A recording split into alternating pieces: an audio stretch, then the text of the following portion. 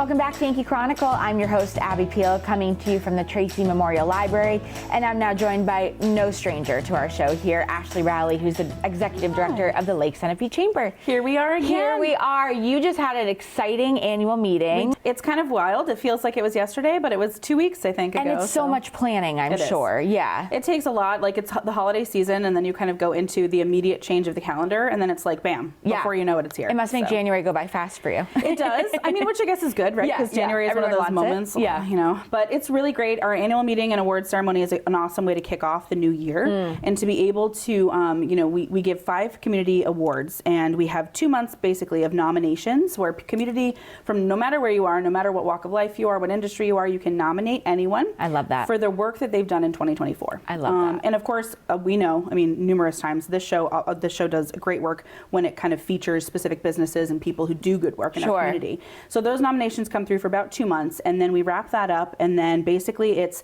selection from there, and we talk about, you know, who's made the impact, who should be recognized this calendar year, and then we get started, and we go into the actual presentation of it, and we invite all of the nominees. I think it's super important when you're nominated that you're kind of celebrated. Yeah. And sometimes it's hard, you know, of course, you know, nobody wants to be a loser. Right. It's such a huge thing. It is. When you are nominated, that means somebody from the community took the time to fill out our nomination form to say, I recognize this person or this business or this organization, and they do great work. Exactly. Yeah. So let's start with the first one, Rookie of the Year. Rookie Business of the Year. So this is usually a business that's probably been maybe 5 years and under in the community. Okay. And the Bend at Sugar River won this one, which is fantastic.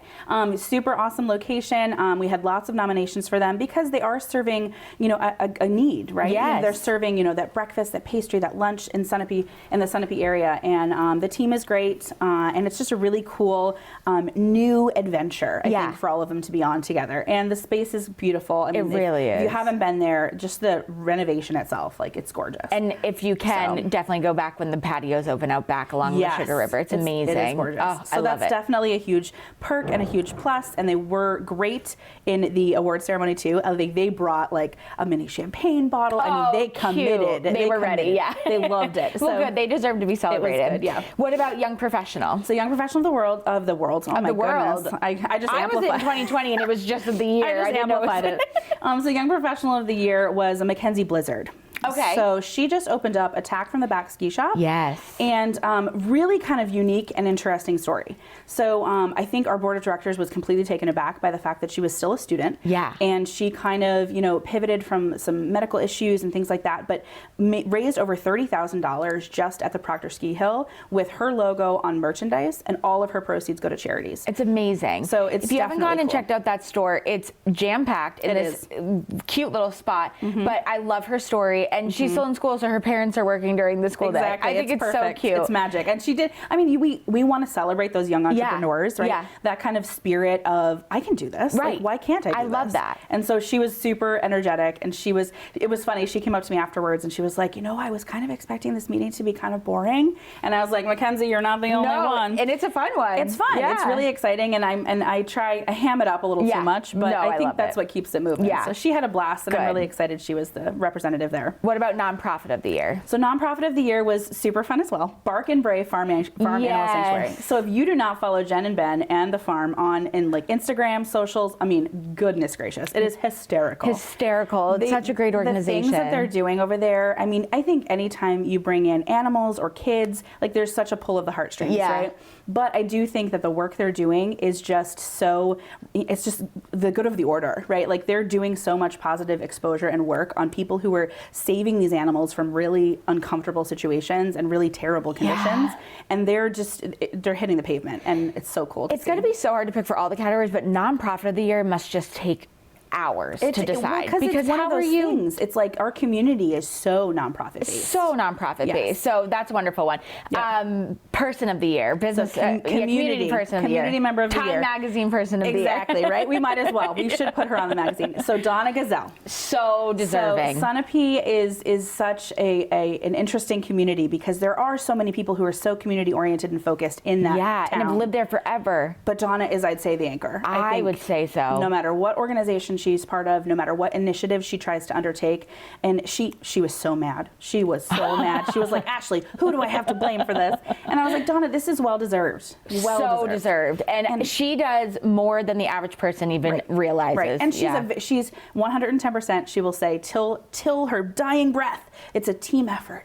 Like everything we do is a team effort. Sure, and it's people like that need the, she does a lot that no one even knows about. Exactly. So well deserved. And for Business of the Year. Drum roll. Yes, yeah. So this is a big one because this year we actually are adding into our regional information guide an article. So it's going to be an article for Business of the Year, and it's going to be kind of an every year thing. Love it. We print that publication each kind of spring, and so it's ready for the summer season. And the New London Inn and the Elms was the recipient this year for Business of the Year. I think I think everyone gets a little nervous, right, when a new business comes in or new owners come in, and they have just hit the ground running. They really They're have. Here, they're physically on premises, like they've pivoted in a way that's really kind of stays true to their tradition and their history, but then they've kind of added some cool stuff. I mean, the Marriott Main Bar was such an attraction for people this holiday season, and no matter, you scroll your Facebook feed and it's like, oh, they're there, oh, Constant. they're there. Oh, it's all the time. Amazing. I mean, their Christmas spectacular was spectacular, and a great, I mean, that is a building kind of like Tracy Memorial Library that is such a staple to New London, and they have done such a great job of modernizing it to the extent that it needs to, but keeping it to the 1792. I mean, that's a long history. A great one. Really quick before I go, I know you have some new board members. Very exciting. So we have usually our annual meeting. We bring on some board members for the new calendar year. We say goodbye to some, and then we bring on some new ones. So we have 4 new people coming on. We said goodbye to 2, and kind of there's always this transitional phase. So we have Amy Drummond, who's coming on from New London Hospital. Yes, great one. So she has taken on kind of that development role, and we're excited to bring her kind of back into the swing of things. She was working on some committee work, which is awesome, and then kind of seeing that transition to board of directors is awesome. And then we have Allison Traeger, who's actually the land use administrator from the town of Sunapee. We're trying to get a little bit more connection to municipalities. So this is kind of our way to start that conversation a little bit more. And she has already been, literally the first meeting she went to, she is hitting it out of the park. So we're really excited about her contribution. Jason Bell from the O'Halloran Group, he has been a longtime resident of the region, and he knows a lot of the ins and the outs, and he's really excited to be able to kind of serve in this capacity.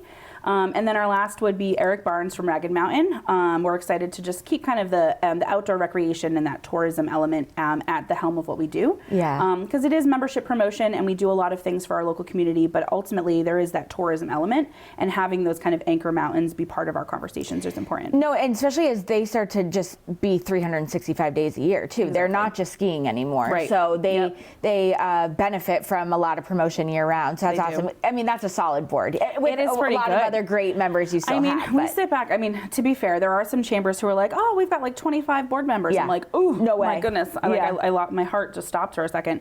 But it's we have about 15 now, and we're sitting in a good place. We have a couple more who have expressed interest. Yeah. But we'll see how we shape that up. We can't have any more than 19 based on our bylaws. So and that's a lot. Kind of creeping, right? You're like, I don't think I want to go that high. Yeah, 15's good. What else is happening at the chamber? I know that's kind of a silly question because there's always things happening. There's always crazy new things. I would really like to, our committees this year are really knocking it out of the park. Good. So one of the biggest things, that everybody says is, Ashlee, how do you have time for all this stuff? And I don't. Yeah. that's the bulk of it, is I just don't. Yeah. So Jen is doing great work on our regional information guide, but our committee work is really where a lot of the kind of day-to-day nitty-gritty stuff can happen. Actually, there's always so much going on at the chamber. Yes. I encourage people to follow you on social media, check out the website. We won't even say the S word, which is summer, because I know that's a whole other world. And we'll talk to you about that coming up in the next few months. But thank you so much for joining me. Thank you. Thank you, Ashlee, and thank you to the chamber and its members for enhancing our communities with businesses and activities with being local.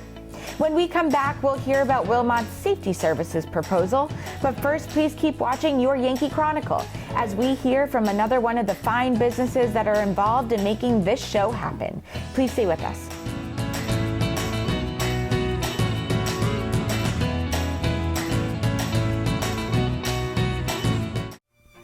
This program is supported by H.R. Clough and Kearsarge Heating. Their full-service model offers oil delivery, propane, motor fuels with design, installation, service, and maintenance of all types of oil, gas, and alternative energy systems, as well as air conditioning, water conditioning systems, and their highly trained and friendly staff will assist you throughout the process of buying, installing, and servicing a full line of energy products. H.R. Clough and Kearsarge Heating.